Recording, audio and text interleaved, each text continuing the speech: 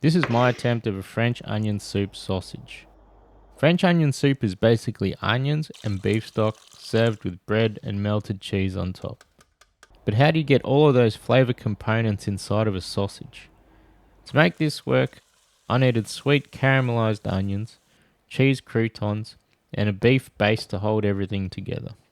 First, the onions. French onion soup starts with a lot of onions. Then slowly caramelise them until they're dark and sweet.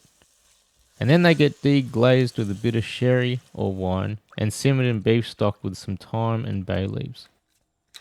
But soup inside of a sausage is probably a disaster, so I strain the onions from the soup and reduce some of the liquid down into a thicker sauce-like consistency, which then goes back into the onions, and because I want pockets of surprises in my sausages, I used a teaspoon and created little French onion bombs which then get frozen solid so they keep their structure when going through the sausage maker. Then the cheese croutons. Traditionally, Gruyere cheese is used for French onion soup, but where I live, I couldn't find any, so a suitable substitute according to the oracle was Jarlsberg.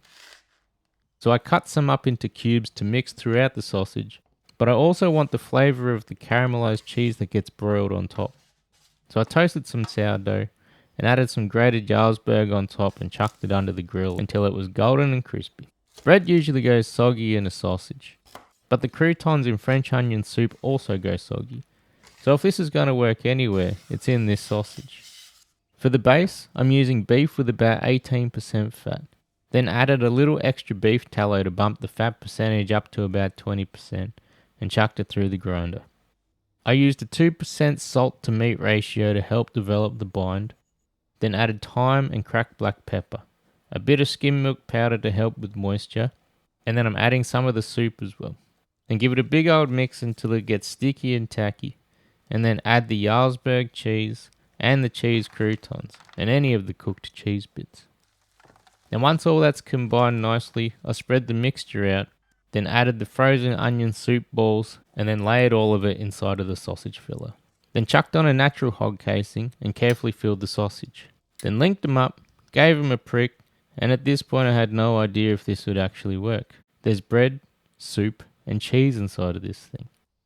I then chucked them in the fridge overnight uncovered for the flavours to set, and then onto the grill for a quick smoke over indirect heat, and then finished over the coals. And this is the French onion soup sausage. I'm liking the way they look. How about the inside?